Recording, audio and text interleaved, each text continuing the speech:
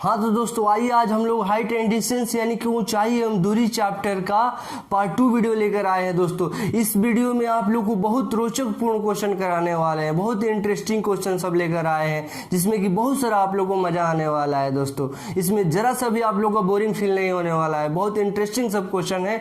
आप लोग बस सीरियस होकर नहीं, बस मजा लेकर पढ़िएगा, आप लोग को बहुत इंटरेस्टिंग और बहुत अच्छा से समझ में आने वाला है वीडियो में। दोस्तों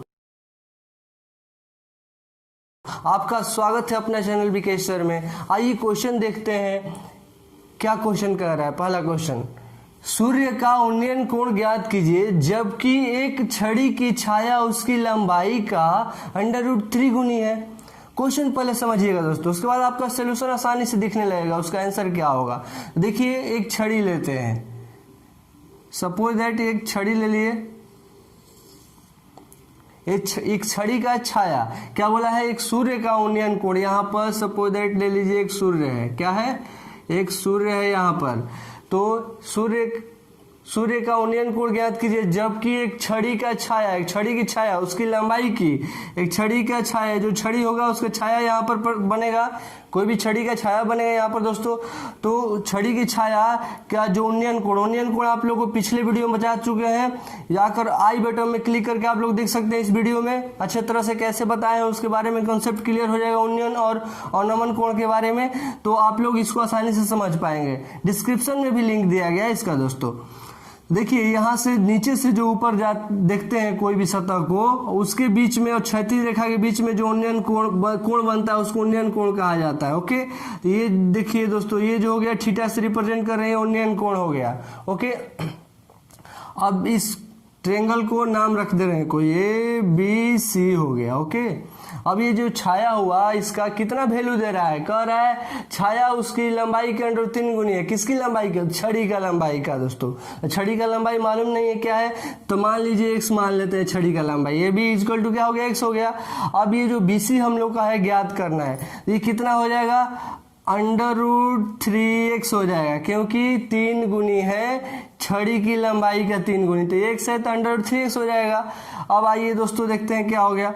तो BC का वैल्यू कितना हो गया, देखिए यहाँ पर लिख दे रहे हैं ताकि आप लोग समझने के लिए, √3x हो गया, BC का वैल्यू √3x हो गया। तो अब यहाँ पर हम लोग को इस ट्रायंगल में जब हम लोग को लंब और आधार मालूम है तो आसानी से कौन सा फार्मूला का यूज करेंगे हम लोग, tan थीटा का, इसलिए कि tan थीटा इक्वल टू क्या होता है दोस्तों, लंब बाई आधार होता है, लंब बाई आधार होता है। लंब का वैल्यू क्या है, x है, और आधार का वैल्यू क्या है, √3x दिया हुआ है यहाँ पर। ओके, AB/BC, तो BC का वैल्यू प्राप्त है हम लोग को। देखिए x कट जाएगा तो कितना हो गया दोस्तों, 1/√3 हो गया tan थीटा यहाँ रख देंगे, tan थीटा रख देंगे। अब देखिए दोस्तों सोचिएगा कि यहाँ थीटा का वैल्यू फाइंड करना है, थीटा का वैल्यू फाइंड करना है, इसलिए पूछ रहा है सूर्य का उन्नयन कोण ज्ञात कीजिए। उन्नयन कोण जो यहाँ पर बना है तो इसी का कोण पूछ रहा है कितना डिग्री का होगा, कैसे पता करेंगे। तो देखिए tan थीटा इधर दिया है और ये tan का कितना का वैल्यू है 1/√3, तो tan 30 डिग्री का वैल्यू है 1/√3 होता है दोस्तों। तो tan में इसलिए किए कि tan इक्वल हो जाएगा, तो tan दोनों खत्म हो जाएगा, तो थीटा का वैल्यू मालूम चल जाएगा बहुत आसानी से। थीटा का वैल्यू कितना हो गया, 30 डिग्री। आप लोग बिल्कुल आसानी से प्राप्त कर लिए थीटा का वैल्यू। देखिए ऐसा और क्वेश्चन करा रहे हैं, आइए नेक्स्ट क्वेश्चन करते हैं। देखिए इस क्वेश्चन में बहुत सारा इंटरेस्टिंग क्वेश्चन है, बहुत मजा आने वाला है दोस्तों। जिसको ये चैप्टर बोरिंग लग रहा होगा, हाइट एंड डिस्टेंस ऊंचाई एवं दूरी, उसको भी इसमें बहुत मजा आने वाला है दोस्तों। बस आप लोग धैर्यपूर्वक वीडियो के साथ बने रहिए और देखते रहिए वीडियो को। देखिए जिनको अच्छा नहीं लगता होगा ये चैप्टर, उनको भी इसमें इंटरेस्ट आएगा, क्योंकि ऐसे कॉन्सेप्ट लेकर आए हैं इसके तहत इस क्वेश्चन को समझाने का, बहुत आप लोगों को मजा आने वाला है। देखिए क्या है, क्वेश्चन कह रहा है एक सीढ़ी ऊर्ध्वाधर दीवार पर टिकी हुई है। एक हम लोग दीवार ले लेंगे, इस पर ऊर्ध्वाधर टिकी हुई है सीढ़ी, लेकिन इस पर भी कुछ शर्त रखा गया है, क्या है, तथा भूमि के साथ 60 डिग्री का कोण बनाती है। भूमि मतलब धरती, जो सतह है धरती का, उससे 60 डिग्री का कोण बनाती है। तो नीचे से ऊपर जो सीढ़ी टिकी हुई है उस पर कौन सा कोण बनेगा, उन्नयन कोण बनेगा दोस्तों, उन्नयन कोण बनेगा। देखिए सीढ़ी का निचला सिरा दीवार से 4.5 मीटर दूर है, तो दीवार का निचला सिरा ये हुआ और सीढ़ी का निचला सिरा ये हो जाएगा। ये कितना मीटर दूर है? 4.5 मीटर दूर है ये दीवार के सिरा से सीढ़ी का सिरा। अब यहाँ से इस पर सीढ़ी टिकी हुई है दीवार के ऊपरी सतह पर दीवार की सीढ़ी टिकी हुई है दोस्तों। ओके, अब ये सीढ़ी हो गया, ये सीढ़ी हो गया। अब सीढ़ी की लंबाई कितना है मालूम नहीं है, सीढ़ी की लंबाई L लेते हैं। ओके, अब ये हो गया ये B और ये C हो गया। अब ये क्या हुआ? दीवार का हाइट हुआ। क्या हुआ? दीवार का हाइट हुआ दोस्तों। ओके, जो कि हम लोग का ये देखिए क्या कर रहा था, भूमि के साथ 60 डिग्री का कोण बनाती है। यहाँ पर जो सीढ़ी है और ये भूमि के सतह जो है, इसके बीच कितना डिग्री का कोण बन रहा है? 60 डिग्री। अकॉर्डिंग टू क्वेश्चन के अनुसार आप लोग सारा फिगर को क्वेश्चन के तहत समझ चुके होंगे कि एक सीढ़ी का ऊर्ध्वाधर दीवार पर एक दीवार हो गया, इस पर ऊर्ध्वाधर सीढ़ी टिकी हुई है, मतलब सीढ़ी उस पर झुकी हुई है दीवार पर, और जो निचला सतह है दीवार का उससे 4.5 मीटर दूरी पर है, 4.5 मीटर, और कितने डिग्री का कोण बनाई है सीढ़ी और जमीन के सतह के बीच?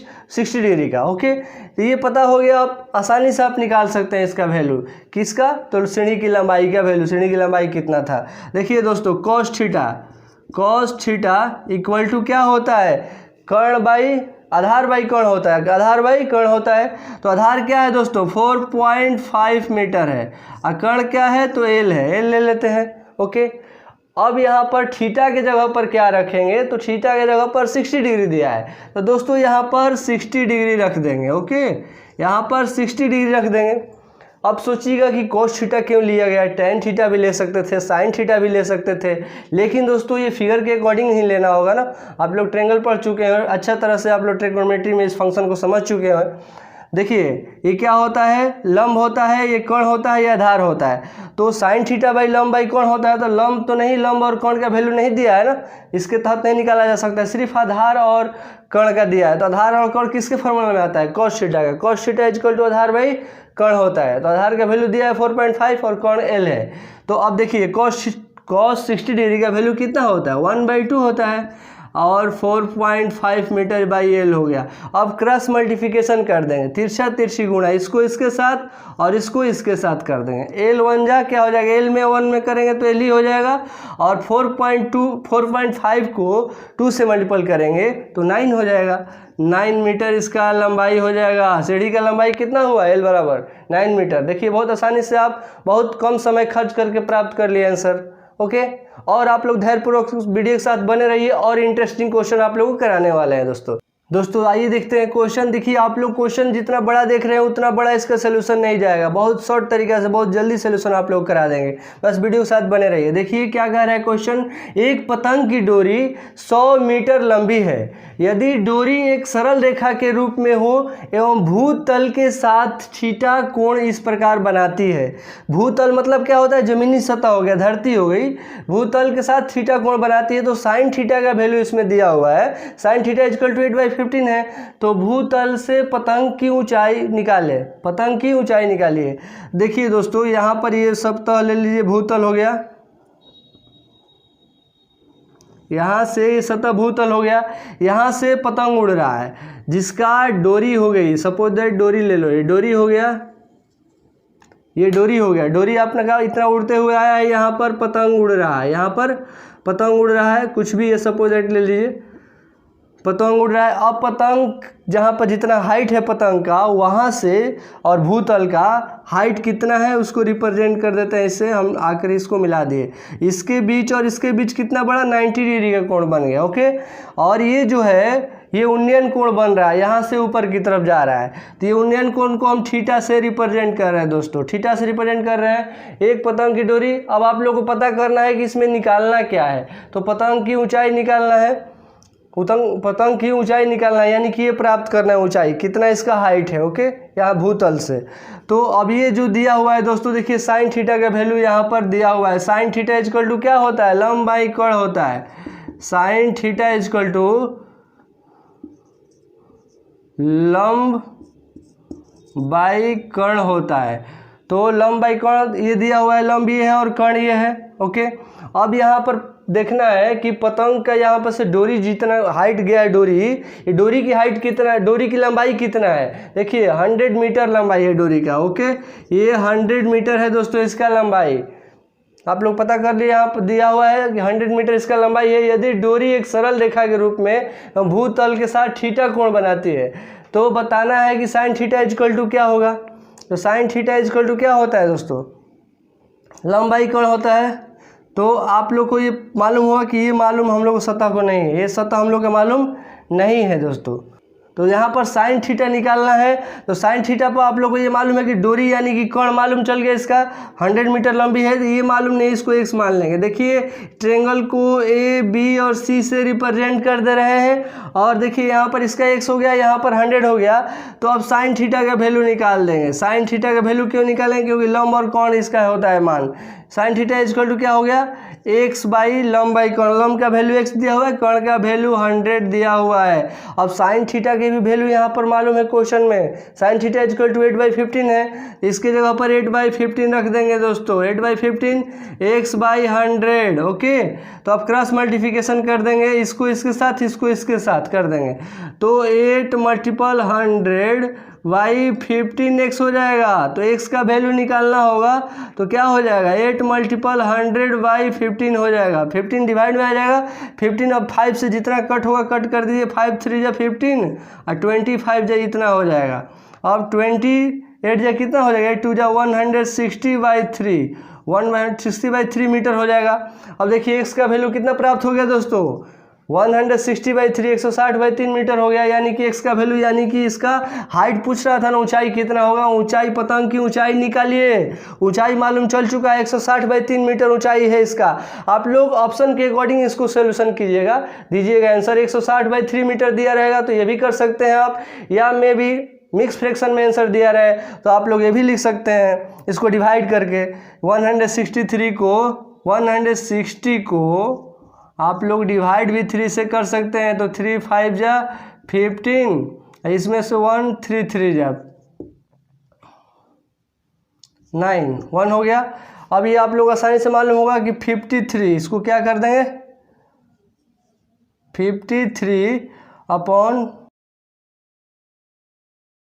53 1/1/3, 1/3 इसको कर देंगे, इतना मीटर भी लिख सकते हैं आप, या इसको डिवाइड करके डेसिमल में भी लिख सकते हैं। आप लोग जैसा आंसर दिया रहेगा उसके अकॉर्डिंग आप इसका आंसर दे सकते हैं। चलिए आइए नेक्स्ट क्वेश्चन करा रहे हैं। और दोस्तों देखिए क्वेश्चन क्या कह रहा है, पहले आप लोग क्वेश्चन को देखने से पहले क्वेश्चन को समझिए। देखिए इसमें सबसे इंटरेस्टिंग मैटर ये है कि आप लोग जब क्वेश्चन को समझकर फिगर कर लीजिएगा तो समझिए क्वेश्चन का सोल्यूशन हो गया 90%। फिगर जो कर लिया हाइट एंड डिस्टेंस चैप्टर में, उसका 90% क्वेश्चन का सोल्यूशन हो गया। देखिए क्वेश्चन क्या कह रहा है, 15 मीटर ऊंचे एक टावर के शीर्ष एक बिजली के खंभे के नीचे साथ 60 डिग्री का एक उन्नयन तथा खंभे के शीर्ष के साथ 30 डिग्री का उन्नयन का एक कोण बनाती है। तो बिजली के खंभे की ऊंचाई ज्ञात करना है दोस्तों। देखिए फिगर आप लोग पहले से बना चुके हैं ताकि ज़्यादा टाइम न व्यतीत हो। देखिए क्या है, ये जो एक टावर हो गया, एक टावर हो गया, ये कितना इसका डिस्टेंस है टोटल टावर का, यहाँ से यहाँ तक 15 मीटर। ओके, अब देखिए इसका जो क्षैतिज समतल है, भूतल है मतलब कि धरती है, यहाँ से इसका एक खंभा बोल रहा है। तो यहाँ से यहाँ तक ये खंभा है, यहाँ से यहाँ तक एक खंभा रिप्रेजेंट कर रहा है जिसका डिस्टेंस मालूम नहीं है। इसी का डिस्टेंस तो प्राप्त करना है, कितना इसका डिस्टेंस है, कितना इसका लंबाई है। तो यहाँ पर x मीटर इसका सपोज दैट हम ले लिए, मान लिए। अब बोल रहा है कि जो उन्नयन कोण है, देखिए खंभे का उन्नयन कोण जो सबसे शीर्ष है उससे उन्नयन कोण बन रहा है यहाँ पर भूतल पर, तो यहाँ 60 डिग्री का बन रहा है। देखिए 60 डिग्री लिख दे, रिप्रेजेंट कर दिया, कह रहा है 60 डिग्री का उन्नयन कोण तथा खंभे के शीर्ष के साथ, खंभा का शीर्ष ऊपरी सतह सबसे कौन हुआ, ये हुआ इसका ऊपरी सतह। यहाँ से बोल रहा है दोस्तों, देखिए यहाँ से बोला है खंभे के ऊपरी सतह 30 डिग्री का उन्नयन कोण। यहाँ से यहाँ खंभे के ऊपरी सतह पर जो मीट किया यहाँ पर 30 डिग्री का कोण बना रहा है, 30 डिग्री का एंगल बना रहा है, उन्नयन कोण बनाता है। तो बिजली के खंभे की ऊंचाई ज्ञात करें, बिजली के खंभे का ऊंचाई ज्ञात करें, पता करना होगा। देखिए पहले इसका जो ये हो गया बेस हो गया इस ट्रेंगल का, यहाँ से जो खंभे के ऊपरी सतह का जो ट्रेंगल हुआ ये वाला, इस ट्रेंगल का जो बेस हुआ है उसको वाई मीटर मान लिए हैं। Suppose that base Y metre मान लिए। तो देखिए ये एक दूसरा का पैरेलल है, क्या है, ये एक दूसरा का पैरेलल है दोनों। तो जब ये वाई मीटर है तो ये भी वाई मीटर है दोस्तों, इसका भी डिस्टेंस वाई मीटर ही है। ओके, तो अब आप समझ चुके होंगे बिल्कुल। अब देखिए इसका जब बेस और परपेंडिकुलर जब मालूम है, लंब और आधार, तब समझ जाइए कि कौन सा हम लोग का लगाना होगा, ट्रिगोनोमेट्री फार्मूला tan थीटा का लगाना होगा। इसलिए कि tan थीटा इक्वल टू होता है क्या, परपेंडिकुलर, लंब बाई आधार होता है, परपेंडिकुलर बाई बेस होता है दोस्तों। तो देखिए परपेंडिकुलर का वैल्यू टोटल कितना दिया है, पहले हम निकाल रहे हैं ट्रायंगल ABC के तहत निकाल रहे हैं, ABC नहीं ACD के तहत निकाल रहे हैं, ACD के तहत निकाल रहे हैं दोस्तों, ACD के तहत निकाल रहे हैं इसको। तो देखिए इसमें क्या हो गया, परपेंडिकुलर कितना है 15 है और बेस कितना है वाई मीटर है, इसका भी वाई तो इसका भी वाई है, इसका वाई मीटर हो गया। अब देखिए tan थीटा की जगह पर क्या रखेंगे दोस्तों, इसके लिए इस ट्रायंगल के लिए 60 डिग्री, इस ट्रायंगल के लिए यहाँ पर थीटा की जगह पर 60 डिग्री रखेंगे। ओके, तो अब tan 60 का वैल्यू क्या होता है, tan 60 का वैल्यू √3 होता है। तो 15/y हो गया। अब क्रॉस मल्टीप्लिकेशन कर देंगे, इसके नीचे कुछ नहीं है तो y के साथ इसको करेंगे तो √3y हो गया इक्वल टू 15 1 जा कितना हो गया दोस्तों 15 हो गया, और y इक्वल टू 15/√3 हो गया। इसका वैल्यू ये भी हो सकता है, या इसको ऊपर नीचे √3 और √3 से मल्टीपल कर दीजिएगा, तब पर भी आंसर प्राप्त हो जाएगा दोस्तों। √3 से कीजिएगा रूट हट जाएगा, यहाँ पर 15 √3 हो गया, और यहाँ 3 कीजिएगा तो रूट हट जाएगा 3 हो गया, 3 से कटा दीजिएगा 5 बार में, कितना हो गया दोस्तों 503 इसका वैल्यू आ गया। किसका वैल्यू आया, y का वैल्यू आया, y का वैल्यू 503 आ गया। यानी कि ये मालूम चल चुका हम लोग को। अब पहले तो ये मालूम चल चुका तो हम लोग का बेस मालूम पड़ गया। अब हम लोग को पता करना है इस खंभे का हाइट पता करना है। देखिए अब 60 डिग्री से निकाल लिया, फिर 30 डिग्री से निकालेंगे। 30 डिग्री से निकालेंगे तो इसके लिए कौन सा ट्रायंगल यूज करेंगे दोस्तों, ABE एंगल यूज करेंगे। क्या करेंगे, ABE करेंगे। देखिए ट्रायंगल ABE के तहत निकालेंगे तो क्या हो जाएगा, tan 30 डिग्री इक्वल टू क्या होता है। अब इसका जो देखिए इसका परपेंडिकुलर मतलब लंब क्या हो गया, यहाँ से यहाँ तक ही होगा दोस्तों, लेकिन इस पर पूरा होल परपेंडिकुलर का डिस्टेंस दिया है 15 मीटर, यहाँ से यहाँ तक से हम लोग को यहाँ अब इस वैल्यू के तहत हम लोग को ये इतना ही चाहिए, ए से बी तक के बीच में। कैसे निकालेंगे, तो टोटल का डिस्टेंस कितना है 15 मीटर है, और इतना का डिस्टेंस x है। जब ये x है दोस्तों तो इसका पैरेलल ये भी है, ये भी x हो गया। तो अब टोटल में से 15 में से x को घटा देंगे तो इसका वैल्यू मालूम चल जाएगा। देखिए इसका वैल्यू कितना हो गया, AB का वैल्यू 15 - x हो गया। क्या हो गया, 15 - x हो गया। ओके, देखिए तो यहाँ इसका वैल्यू रख देंगे 15 - x बाई बेस क्या हो गया दोस्तों, बेस इसका भी y ही है, इसका भी बेस y ही है। ओके, अब सोल्यूशन आसानी से कर लेना है। tan 30 डिग्री का वैल्यू कितना होगा, 1/√3 होता है, और 15 - x बाई y। अब क्रॉस मल्टीप्लिकेशन कर देंगे, y को इसके साथ मल्टीपल करें तो y बन जाए y हो जाएगा। अब इसके साथ √3 को मल्टीपल कर देंगे तो √3 इंटू 15 - x हो जाएगा। ओके, अब y का वैल्यू इतना आ गया। अब हम लोग को हाँ दोस्तों देखिए यहाँ पर y का वैल्यू पुट कर देंगे। y का वैल्यू क्या निकाले हैं 503, y का वैल्यू यहाँ 503 पुट कर दिए। अब इसको एक बार इससे मल्टीपल करेंगे, एक बार इससे मल्टीपल करेंगे, तो इसको करेंगे तो 15 √3 प्राप्त हो जाएगा, इससे करेंगे तो √3x हो जाएगा। ओके, अब नंबर वाला एक तरफ कर देंगे, x वाला एक तरफ कर देंगे। माइनस में दिया है √3x, इधर लाएंगे तो प्लस में √3x हो जाएगा। इधर 15 √3 दिया हुआ है, ये प्लस में है, इधर उधर जाएगा तो माइनस में हो जाएगा 5 √3 हो जाएगा। अब देखिए √3x हो गया, ये 15 में से 5 घटेगा, 15 √3x दिया है, इसमें से 5 √3x घटाएंगे तो कितना बचेगा, 10 √3 बच जाएगा। x का वैल्यू निकालेंगे तो 10 √3 बाई √3 हो गया, √3 कट गया, x का वैल्यू 10 आ गया, x का वैल्यू 10 आ गया। यानी कि ये कितना है, इसका डिस्टेंस, खंभे का डिस्टेंस कितना है, x का वैल्यू मालूम चल चुका, तो x का क्या मान है, खंभे का डिस्टेंस को x माने, तो खंभे का डिस्टेंस कितना हो गया, 10 मीटर। कितना हो गया, 10 मीटर इसका राइट आंसर होगा दोस्तों। ओके, आइए नेक्स्ट क्वेश्चन किया जाए।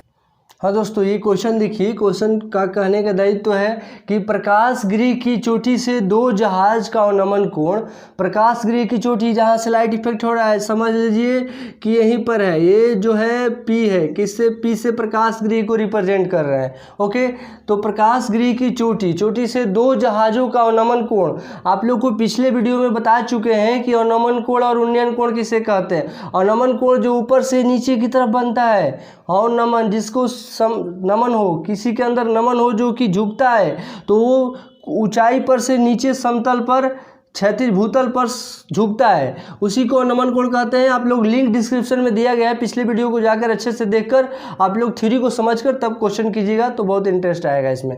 देखिए क्या हो गया, यहाँ पर ये P का प्रकाश गृह है, प्रकाश गृह से अवनमन कोण पूर्व की ओर 45 डिग्री और 30 डिग्री का है। तो देखिए पहले आप लोग यहाँ पर एक हम लोग ये खींच देंगे, क्षैतिज भूतल खींच देंगे, क्षैतिज रेखा खींच दिए, भूतल हो गया। अब यहाँ से हम लोग 45 डिग्री का एंगल बनाएंगे, 45 डिग्री का एंगल बनाएंगे दोस्तों। ओके, तो यहाँ पर 45 डिग्री का बन गया, 45 डिग्री का बन गया हम लोग को पूर्व की ओर। अब ये जो हुआ इसका हाइट हो गया, इसको मिला देंगे, इसको हम लोग हाइट हो गया, इसको मिला देंगे। ओके, अब क्या कह रहा है, और तथा 30 डिग्री के है, 45 डिग्री का हो गया, फिर कह रहा है कि तथा 30 डिग्री का है, तो 30 डिग्री का भी बनाएंगे, लेकिन इसमें भी एक शर्त है। वो क्या है, यदि दोनों जहाज 200 मीटर की दूरी पर है, पहली जहाज यहाँ पर हो गया 45 डिग्री पर, दूसरी जहाज यहाँ से 200 मीटर की दूरी पर है दोस्तों, तो यहाँ पर जो ये बन रहा है फिर 30 डिग्री का, यहाँ से 30 डिग्री का जो बन रहा है वो इसके बीच और इसके बीच, दोनों जहाज के बीच कितना दूरी है, 200 मीटर का डिस्टेंस है दोस्तों। ओके, अब इसको आप लोग समझ गए होंगे अच्छे से फिगर को।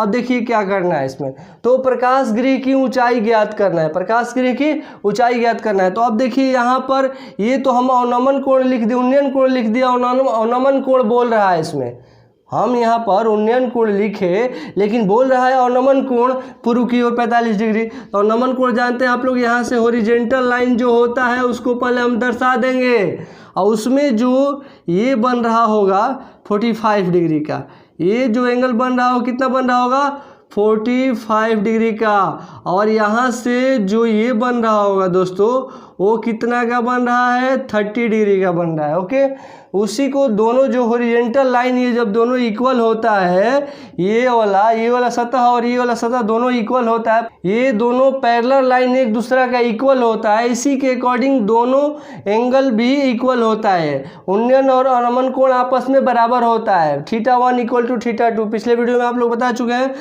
45 डिग्री 30 डिग्री रहती है, यहाँ 45 डिग्री 30 डिग्री लिख देंगे, रिप्रेजेंट कर देंगे, उसके तहत अब हम लोग आसानी से वैल्यू निकाल सकते हैं। देखिए ये क्या हो गया, ये पूरा ये हाइट हो गया इसका, ये क्या हो गया, पूरा हाइट हो गया, प्रकाश गृह की हाइट हो गया। ये यहाँ पर हम x मान लेंगे, इसका वैल्यू यहाँ से यहाँ तक x मान लेंगे, इसको p माने हैं, इसको a मान लेंगे, b मान लेंगे, c मान लेंगे, कोई भी मान लीजिए नंबर।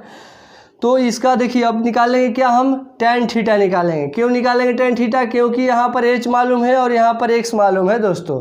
तो tan थीटा बराबर क्या होता है, लंब बाई आधार होता है, tan थीटा = लंब बाई आधार होता है, tan थीटा बाई h/x हो जाएगा। लेकिन थीटा के जगह पर क्या रखेंगे, 45 डिग्री का निकाल रहे हैं, पहले ये एंगल का निकाल रहे हैं, तो 45 डिग्री का निकाल रहे हैं। tan 45 का कितना वैल्यू होता है, 1 होता है, 1 हो गया, और h/x हो गया। अब क्रॉस मल्टीप्लिकेशन कर देंगे, x को 1 के साथ मल्टीपल करेंगे तो x = h हो जाएगा, x h का बराबर है, x का वैल्यू कितना आ गया, h आ गया।